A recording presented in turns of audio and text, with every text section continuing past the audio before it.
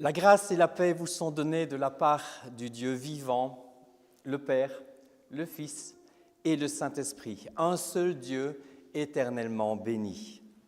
Prions.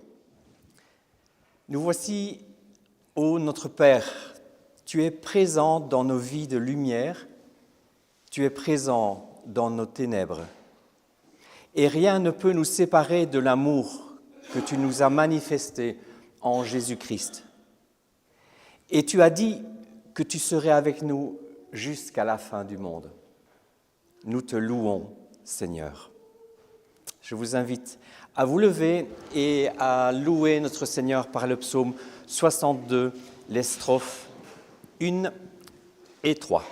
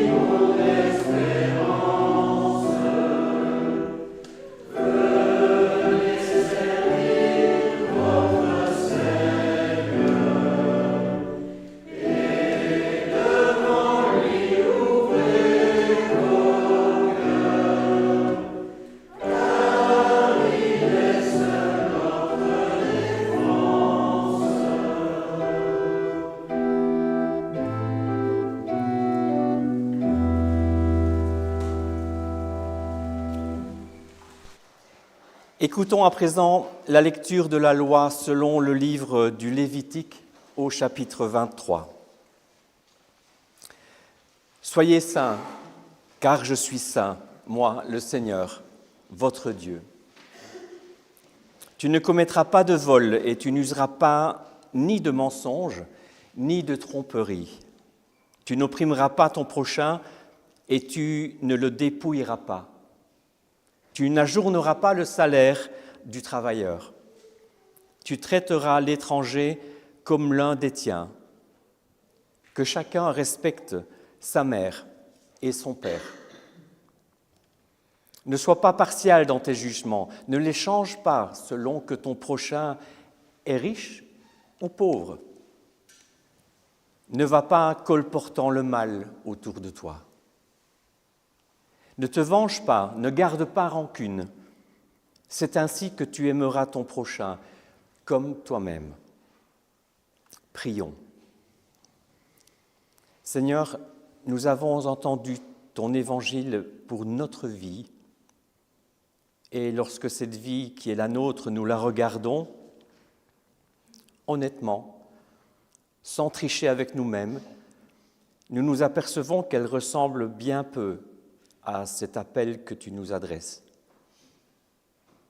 Tu sais combien notre foi est timide, notre espérance est peureuse, notre amour est compté, notre prière est paresseuse. Mais lorsque nous ouvrons notre Bible, nous y lisons que tu es un Dieu qui accueille et qui pardonne ceux qui se tournent vers toi. Alors, nous voulons nous tourner vers toi et t'implorer, afin que tu renouvelles notre foi, que tu vivifies notre espérance, que tu multiplies notre amour et que tu illumines notre prière. Oui, Seigneur, nous te le demandons, sois notre pardon, sois notre force. Amen.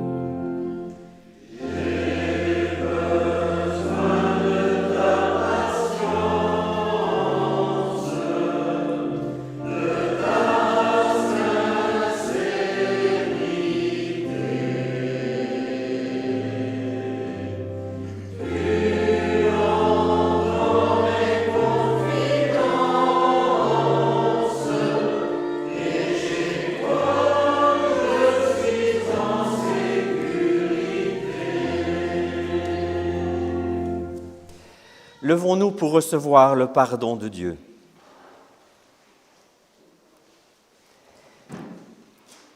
Personne n'est semblable au Seigneur. Il supporte et pardonne les péchés. Sa colère ne dure pas toujours, car il prend plaisir à nous manifester sa bonté et son amour. Dieu nous a réconciliés avec lui par le Christ. Le pardon de Dieu est pour tous ceux qui se repentent et qui croient. Amen.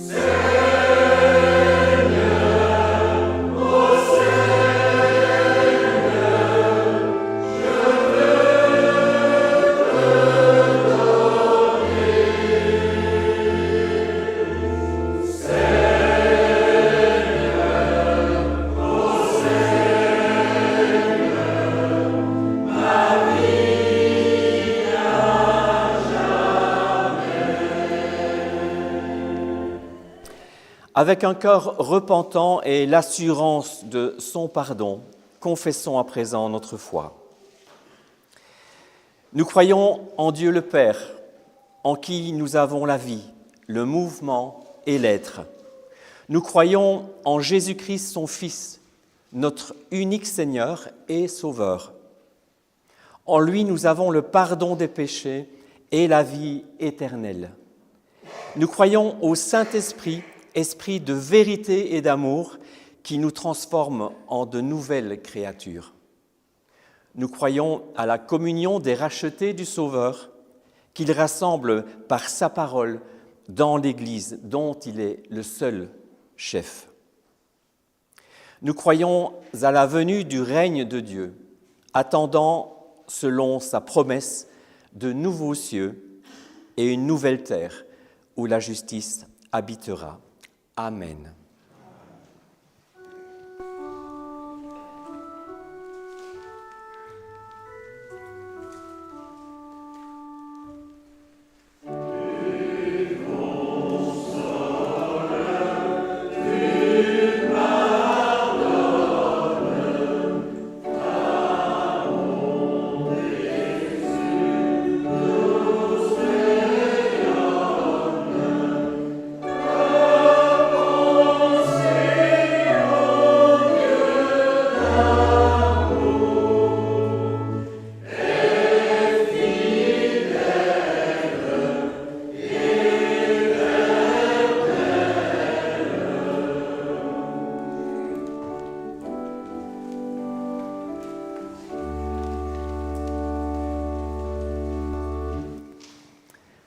À présent, frères et sœurs, demandons à l'Esprit Saint d'ouvrir nos cœurs à sa parole.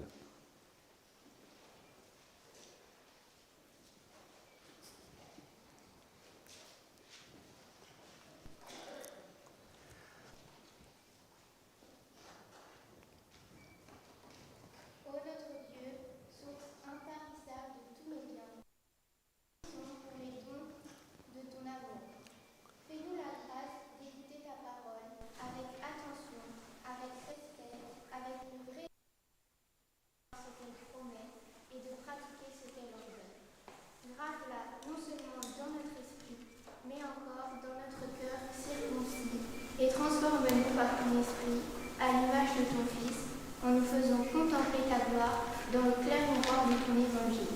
Amen. Amen. La première lecture pour ce matin est dans Deutéronome au chapitre 10, les versets 12 à 21. Deutéronome, chapitre 10, les versets 12 à 21. Et maintenant, Israël, qu'est-ce que le Seigneur ton Dieu attend de toi? Il désire que tu obéisses à sa volonté en l'aimant et en le servant de tout ton cœur et de tout ton être. Il désire que tu mettes en pratique ses commandements et les décrets que je te transmets aujourd'hui pour votre bien. Au Seigneur ton Dieu appartiennent les cieux immenses, la terre et tout ce qu'elle abrite. Autrefois, pourtant, le Seigneur ne s'est attaché qu'à tes ancêtres. Ce sont eux qu'il a aimés. Il les a choisis parmi tous les peuples. Soyez donc entièrement le Seigneur votre Dieu. Ne vous révoltez plus contre lui. En effet, il est le Dieu des dieux, le Seigneur des seigneurs, le Dieu grand, puissant et redoutable, qui n'avantage personne et ne se laisse pas corrompre par des cadeaux. Il prend la défense des orphelins et des veuves. Il manifeste son amour pour l'immigré installé chez vous, en lui donnant de la nourriture et des vêtements. Vous aussi, aimez l'immigré, car vous avez été immigrés en Égypte. Reconnais l'autorité du Seigneur ton Dieu, adore-le lui seul, attache-toi à lui et ne prête serment qu'en son nom. Adresse-lui tes louanges, c'est lui qui a accompli en ta faveur les actes grandioses et redoutables dont tu as été témoin. La seconde lecture est dans l'épître de Jacques, au chapitre 1er, les versets 12 à 18. Donc Jacques 1, les versets 12 à 18.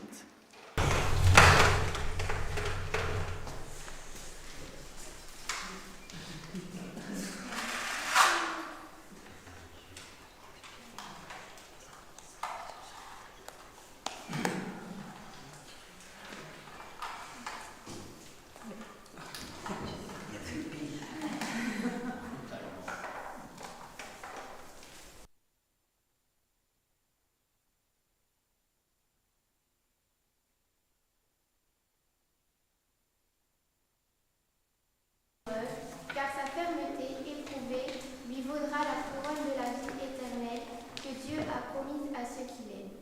Si quelqu'un est mis à l'épreuve, qu'il ne le dise pas, c'est Dieu qui met à l'épreuve, car Dieu ne peut pas être éprouvé par le mal, et il ne met lui-même personne à l'épreuve. En réalité, tout être humain est mis à l'épreuve quand il se laisse entraîner et prendre au piège par ses mauvais penchants. Puis tout mauvais désir conçoit et donne naissance au péché, et quand le péché est pleinement développé, il engendre la mort. Ne vous y trompez pas, mes chers frères et sœurs. Tout don excellent et tout cadeau parfait descendent des cieux. Ils viennent de Dieu, le Créateur des lumières célestes, qui ne connaît ni déclin ni éclipse. Il a voulu lui-même nous donner la vie par sa parole, qui est la vérité, afin que nous soyons au premier rang de toutes ses créatures. La dernière lecture est dans l'Évangile selon Matthieu, au chapitre 15. Matthieu chapitre 15, nous lirons les versets 21 à 28. Matthieu 15, 21 à 28.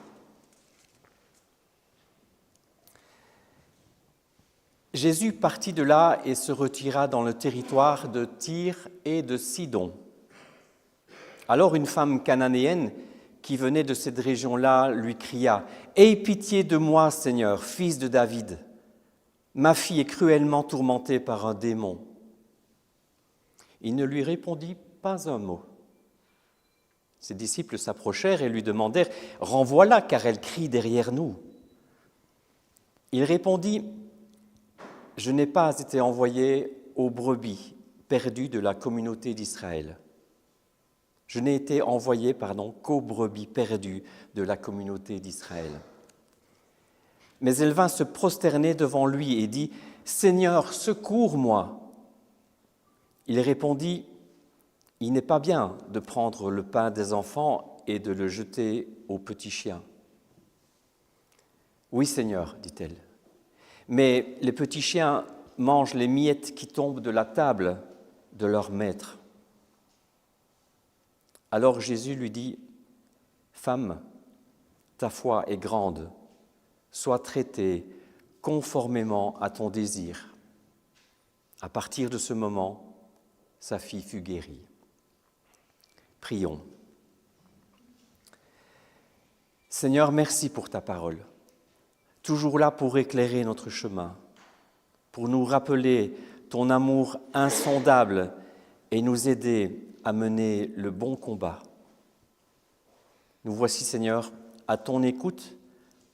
Parle-nous et prépare nos cœurs. Amen. Préparons-nous à recevoir sa parole en chantant ensemble le cantique 405. Nous chanterons les strophes 1 et 3. 405, 1 et 3.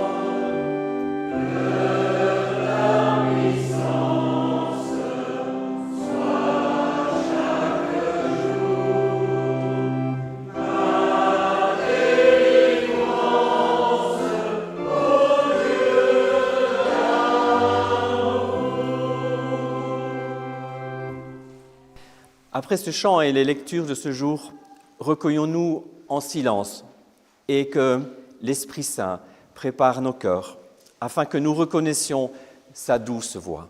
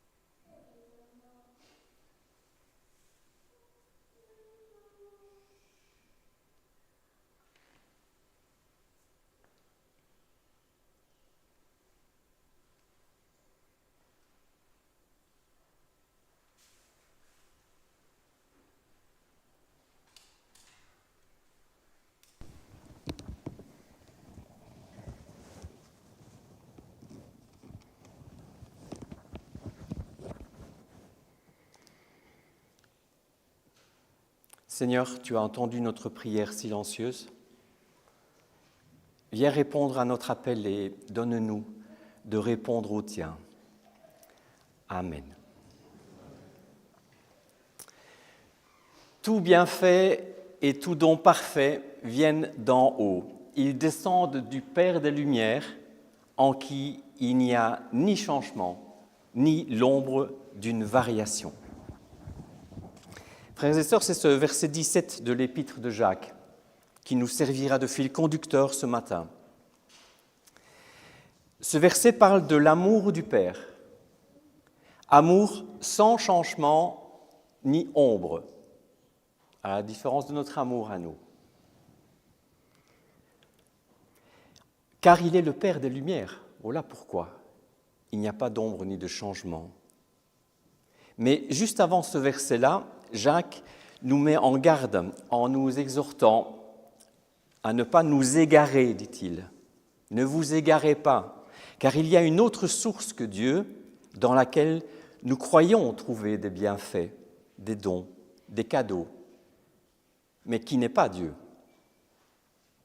C'est notre propre convoitise ou nos désirs, selon la version de la Bible. C'est donc notre propre convoitise qui peut conduire à la mort, qu'elle soit physique, pensez à l'épisode de Caïn et Abel, convoitise, meurtre. C'est déjà dans la Genèse. Ou aussi spirituelle, voire les deux, mais commençant toujours par la mort spirituelle. Ne vous égarez pas, nous invite en fait ici, ce terme nous invite à combattre cette convoitise de toutes nos forces et de refuser de mettre le doigt dans l'engrenage de cette convoitise. Le terme grec épreuve, pérasmon, veut autant dire épreuve que tentation. C'est la même racine en grec qui est utilisée lorsqu'il nous est dit dans Matthieu 4 au verset 1 que Jésus est conduit au désert par l'Esprit pour être mis à l'épreuve par le diable. Et le diable, ça se dit diabolos. Ça veut dire celui qui divise. C'est celui qui divise. Alors, quel est le traitement de choc contre la convoitise ? Eh bien, c'est de rendre grâce à Dieu par qui tout nous est donné, et même peut-être surtout à travers épreuves et tentations. Jacques met la convoitise au cœur de cet écrit et au fondement des épreuves. Convoiter, c'est finalement me focaliser sur ce que je n'ai pas et rendre grâce, l'action de grâce, la reconnaissance, c'est me focaliser sur ce que j'ai reçu de Dieu. Vous le savez, nous le savons tous, convoiter, c'est considérer que la maison de mon voisin est magnifique et la mienne, bof. Que le travail de mon voisin est passionnant et le mien, bof. Et on peut étendre cela à plein d'autres sujets, la voiture, la femme ou le mari de ma voisine, de mon voisin, etc., etc. Mais si nous inversons ce raisonnement, si je remercie le Seigneur tous les jours pour ma femme ou mon mari, pour ma maison, mes occupations, si je me convainc qu'elles sont les plus belles et dons de Dieu, alors je n'ai plus besoin de convoiter. Oui, retenons ce premier point pour ce texte de Jacques. L'antidote contre la convoitise, c'est de rendre grâce à Dieu pour tout bienfait et don parfait venant du Père des Lumières. Alors pourquoi Père des Lumières ? Bien parce que la lumière s'oppose au péché, qui est, lui, dans les ténèbres. Lorsqu'on agit mal, on reste dans l'obscurité pour se cacher parce que l'on ne veut pas que ça se sache. Mais celui qui vit en Dieu rend grâce à Dieu dans la lumière et dans la vérité, car il connaît les paroles de vérité et ne craint pas cette lumière. C'est dans la même épître de Jacques où on peut lire au verset 7 du chapitre 4, « Résistez au diable et il fuira loin de vous. » Car lui, le fameux diabolos, celui qui divise, lui ne supporte pas la lumière. Et il y a plus dans les textes qui nous sont proposés aujourd'hui. Rappelons-nous de Moïse dans le texte du Deutéronome. Deutéronome, ça veut dire la seconde transmission de la loi de Dieu à Moïse. Ce texte nous rappelle la loi d'amour et d'obéissance qui accompagne tous ceux qui reconnaissent le Père des Lumières, celui qui aime, certes, c'est vrai, mais celui qui demande aussi l'obéissance à son commandement d'amour. On nous parle de la circoncision du cœur aussi, dont il est question. Ici, cette circoncision du cœur, invite chacun et chacune à faire une espèce d'amputation, pas complète, mais une amputation de notre cœur, une partie de notre cœur, pour laisser en soi, en nous-mêmes, une place pour Dieu et pour pouvoir aussi aimer les autres en vérité, en résistant à la convoitise par l'action de grâce envers ce Dieu d'amour qui nous a tout donné, déjà tout donné. Dans ce cœur ouvert, il y a aussi une place pour l'orphelin, la veuve, l'étranger, c'est-à-dire ceux dont le sort dépend aussi de nous, comme les personnes qui vivaient à cette époque-là. Rien n'a changé, finalement. Dans l'évangile de ce matin, il est question de cette rencontre particulière. Et j'ai envie de dire d'emblée que Jésus a raison de dire qu'il est venu accomplir la loi et non pas l'abolir. On trouve ça dans Matthieu chapitre 5 au verset 17. Dans le texte d'aujourd'hui, cette rencontre, et puis il y a finalement une discussion, enfin, parce qu'on nous a dit au début, il ne lui répondit pas un mot. Il y a un silence. On est mal à l'aise avec ça. Donc cette rencontre et cette discussion, enfin, avec une femme, et qui de plus est païenne, alors disons plutôt non juive. Tyr et Sidon sont connus, en fait, à l'époque de Jésus, comme étant les villes parmi les plus actives dans le paganisme. Et n'oublions pas qu'au début du ministère de Jésus, le pain de vie, c'est-à-dire sa parole, la parole qu'il annonce, était destinée à Israël d'abord. Nous voyons cela aussi dans le texte de Deutéronome, au verset 15. « Et c'est à tes ancêtres seulement que l'Éternel s'est attaché pour les aimer. Après eux, c'est leur descendance. C'est vous qui l'avez choisi parmi tous les peuples, comme vous le voyez aujourd'hui. » Et puis de plus, il n'était pas permis aux Juifs d'adresser la parole aux femmes, et encore moins aux femmes non juives. Mais après le silence de Jésus, on ne sait pas combien de temps ce silence a duré, en fait, on ne le dit pas. On ne dit pas non plus ce que fait Jésus à ce moment-là. Cette femme, dans le désespoir le plus complet, s'adressera 2 fois de plus à Jésus et qui reconnaîtra en elle une grande foi et qui guérira sa fille sur base de cette, on pourrait dire, pseudo-foi, parce que sans doute, ce n'est pas une foi telle que les disciples la concevaient. D'ailleurs, la première chose qu'ils veulent faire, les disciples, c'est « mais Ramballa nous ennuie, elle crie derrière nous ». Ils sont plus radicaux que Jésus, en tout cas. Ni certainement la même foi que les pharisiens. Et même peut-être pas la même foi telle que nous la concevons, nous, aujourd'hui. Mais c'est la foi du désespoir qui vient vers Jésus. Comme le centurion Jaïrus, rappelez-vous, il vient vers Jésus et c'est un centurion. Jésus n'a pas le droit d'y aller en principe, mais il va le faire. Impur ce centurion, comme la Samaritaine aussi. Jésus n'a pas le droit de lui parler, pourtant il va le faire. Impure cette Samaritaine. Comme l'aveugle Bartimée aussi, ou encore la femme qui avait des pertes de sang, et d'autres encore. Ce que nous apprend cette femme cananéenne est simple en fait.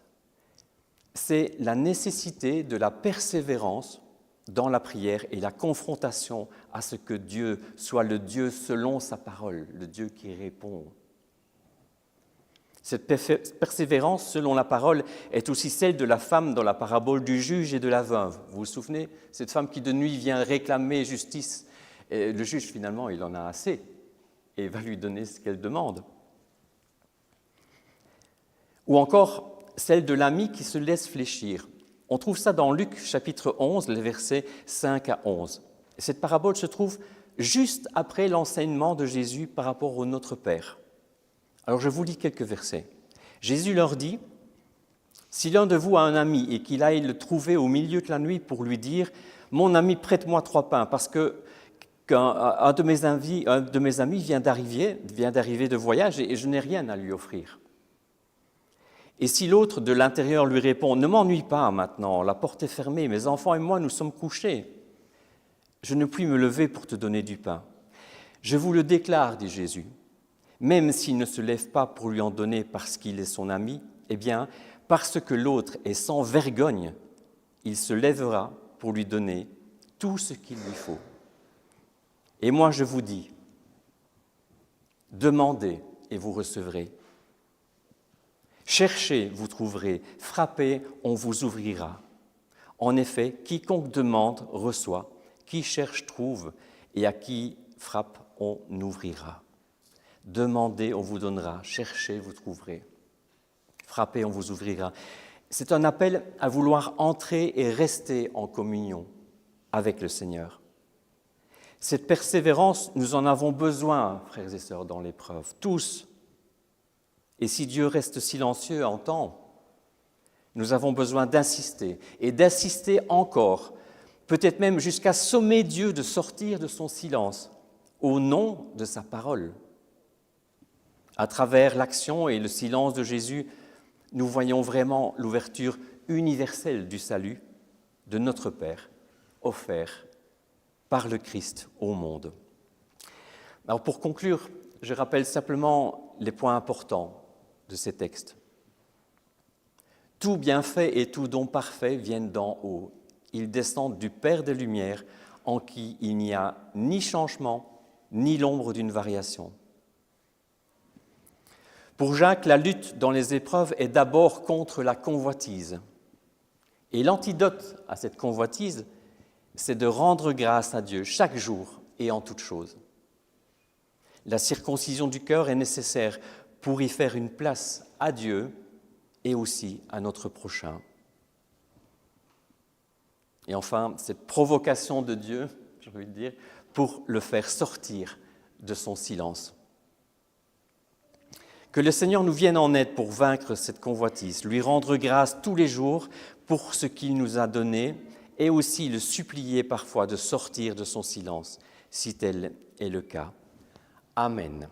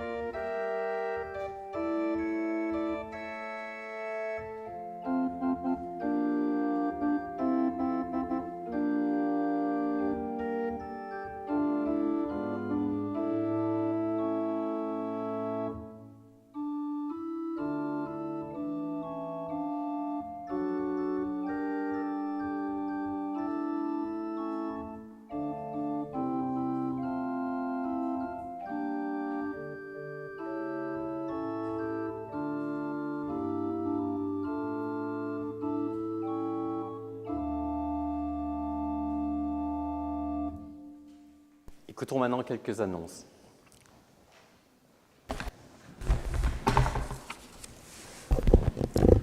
Voilà, notre pasteur préside le culte à la Louvière ce matin. Et ce n'est pas un prédicateur laïque qui préside le culte aujourd'hui, comme c'est l'habitude en pareil cas, parce que nous avons le privilège d'avoir pendant un semestre, nous avons Michel avec nous en tant que proposant. Merci à toi. Cette semaine, les activités de préparation de la reprise se mettent tout doucement en place. Donc lundi à 19h, nous aurons la réunion du consistoire. Mercredi à 19h, la réunion de la Croix-Bleue. Jeudi, dès 9h, les diacres se retrouvent au pavillon, pas encore pour la distribution, mais pour remettre les locaux en ordre et pour préparer la reprise de la semaine suivante. Alors, vendredi à 19h, il y aura réunion des moniteurs de l'école du dimanche. Dimanche prochain à 9h, nous reprenons les répétitions de la chorale. Et à 10h, ce sera le culte de rentrée avec et pour les enfants, Donc parlons-en autour de nous pour que tous les enfants soient présents. Et à ce propos, je demande à la tasse de café que les moniteurs de l'école du dimanche prennent contact avec les parents des enfants pour qu'ils soient bien présents dimanche prochain. Ou si pas maintenant, peut-être de la semaine. Alors pour demain, il y a une demande des diacres. Il y a un arrivage de 2 tonnes, même plus, de lait. Donc s'il y a quelques bras de volontaires pour venir décharger ces tonnes de lait, et les ranger pour les prochaines distributions. Vous vous signalez auprès de Jacques à la tasse de café. Merci. Au moment où l'on va recueillir notre offrande, souvenons-nous de la parole de l'apôtre Paul. Si l'on met de la bonne volonté à donner, Dieu accepte le don offert en tenant compte de ce que l'on a et non de ce que l'on n'a pas. Pendant ce temps, nous chantons le cantique 543, les 4 strophes. 543, les 4 strophes. Oh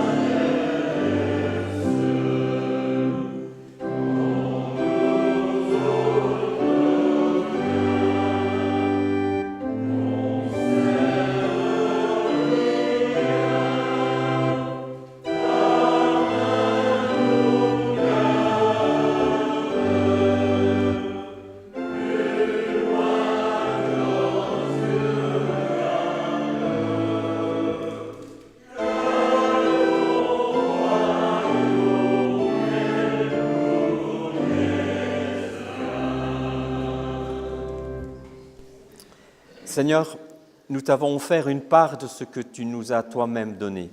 Merci pour ton amour. Apprends-nous à donner avec joie, que notre offrande soit à la gloire de ton nom et pour l'avancement de ton royaume. Amen. Unissons-nous maintenant pour intercéder auprès de notre Seigneur.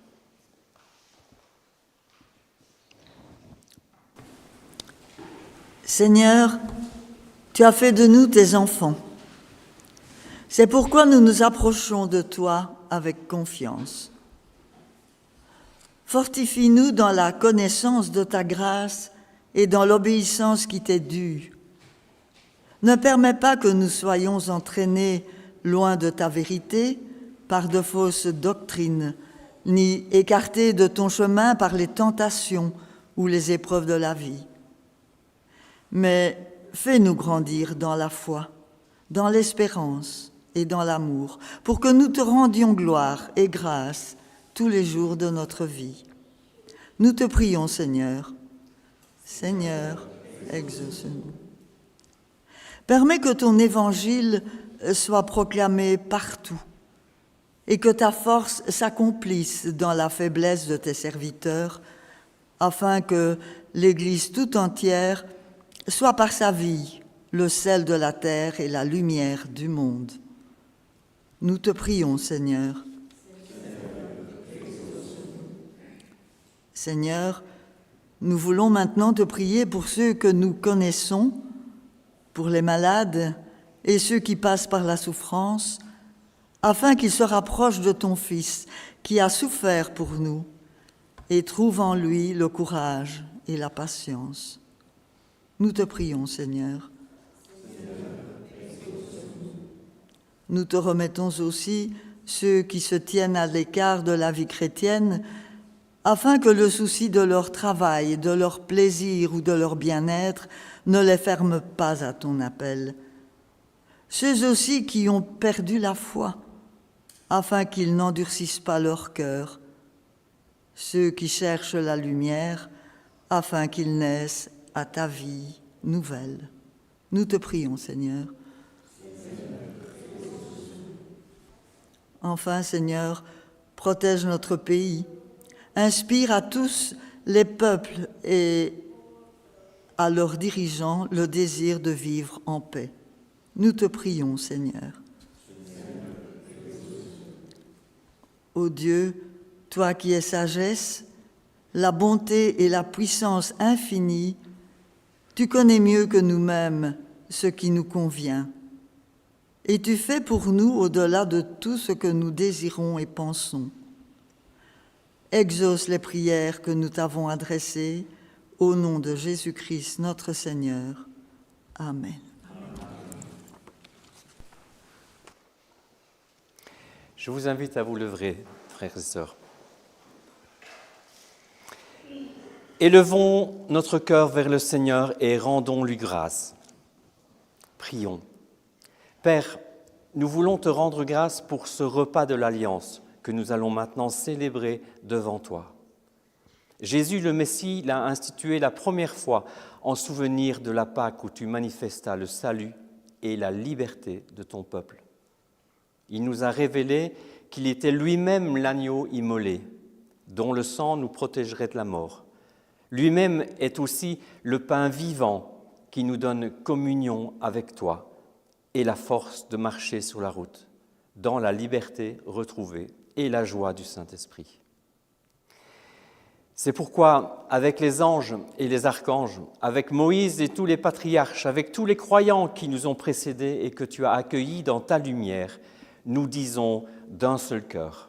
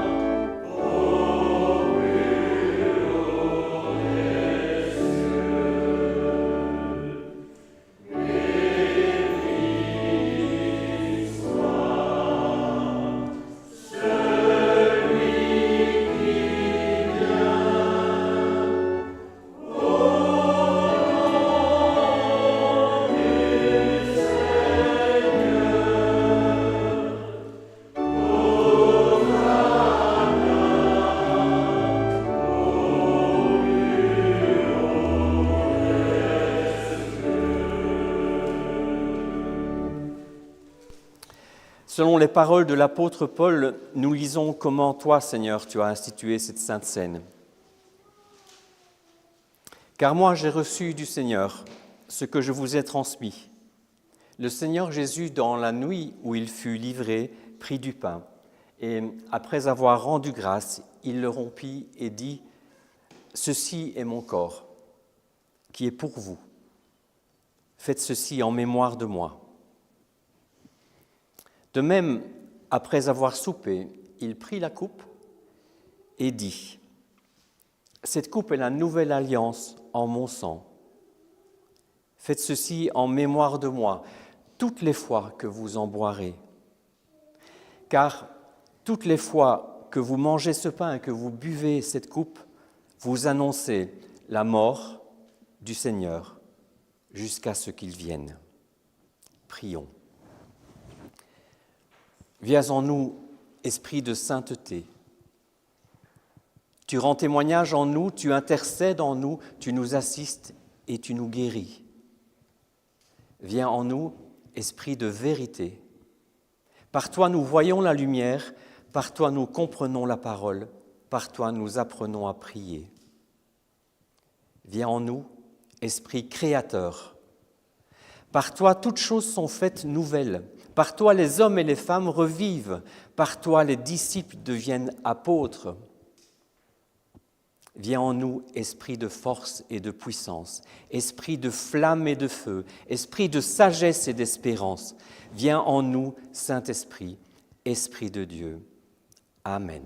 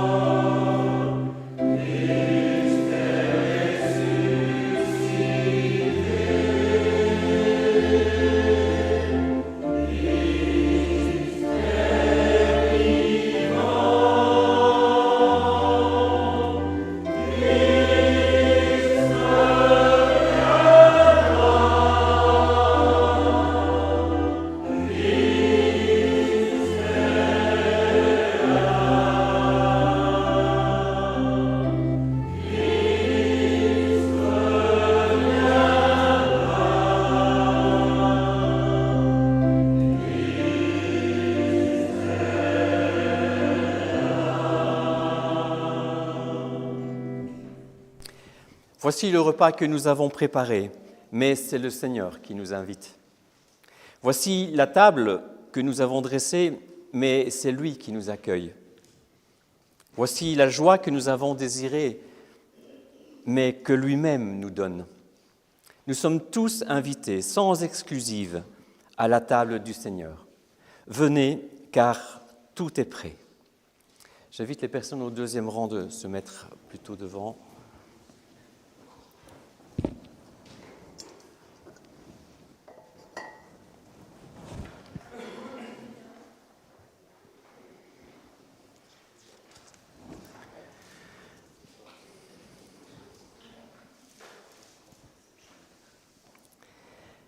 Le pain que nous rompons est la communion au corps de notre Seigneur, Jésus-Christ, qui a été donné pour nous. Ceci est mon corps. Ceci est mon corps.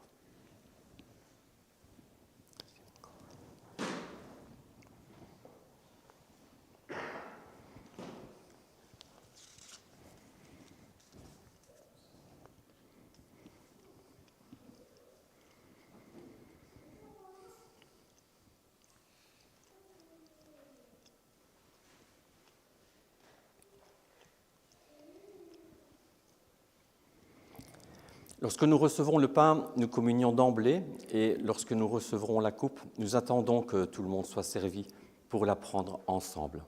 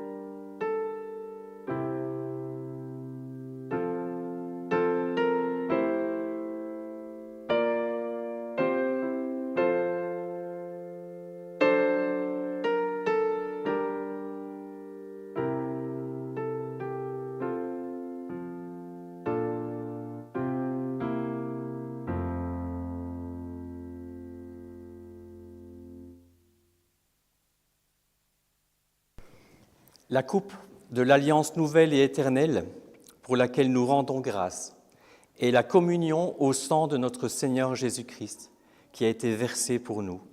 Buvez-en tous.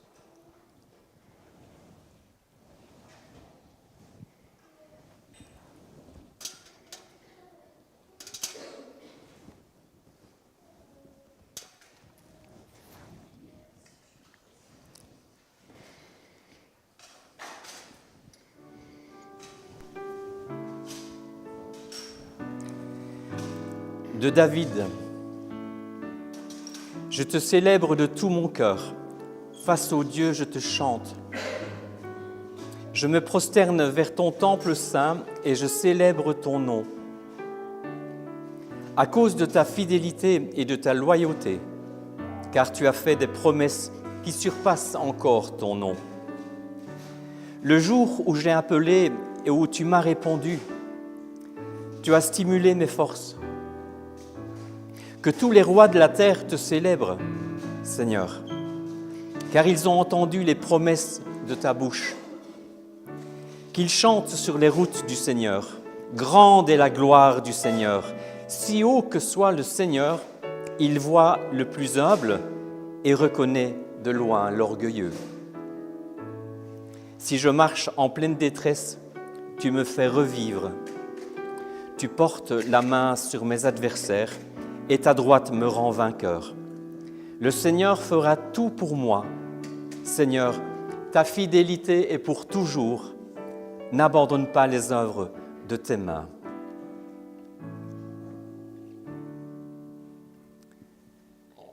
Dieu Tout-Puissant, nous te remercions de nous avoir reçus par grâce au repas qui rappelle ton alliance.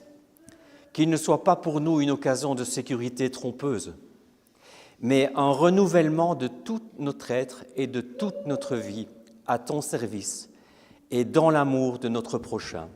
En Jésus-Christ. Amen. Frères et sœurs, selon ce que le Seigneur lui-même nous a appris en nous donnant la main, disons ensemble cette prière. Notre Père, qui es aux cieux, que ton nom soit sanctifié, que ton règne vienne, que ta volonté soit faite sur la terre comme au ciel. Donne-nous aujourd'hui notre pain de ce jour. Pardonne-nous nos offenses, comme nous pardonnons aussi à ceux qui nous ont offensés. Et ne nous soumets pas à la tentation, mais délivre-nous du mal, car c'est à toi qu'appartient le règne, la puissance et la gloire, au siècle des siècles. Amen. Confiant dans l'amour du Père, entrons maintenant dans notre champ de mission. Gardons aussi avec nous durant toute cette semaine ce verset de l'épître de Jacques.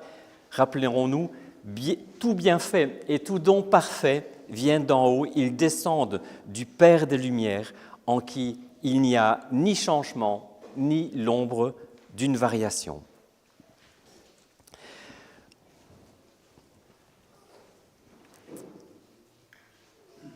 Regarde en arrière et loue le Seigneur. Regarde autour de toi et sers le Seigneur. Regarde en avant et compte sur le Seigneur. Regarde en haut et attends le Seigneur. Toujours avec toi, le Seigneur t'accompagne sur le chemin de ta vie. Reçois jour après jour sa grâce et sa bénédiction. Amen. Amen.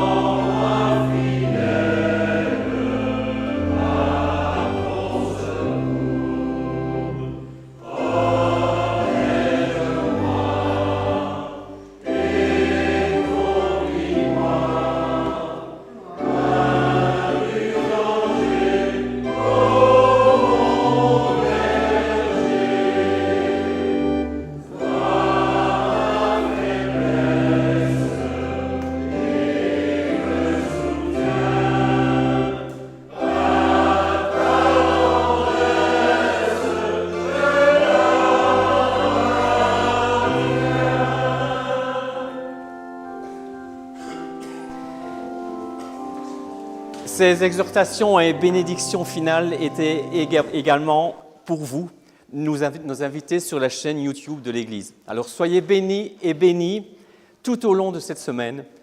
Au revoir.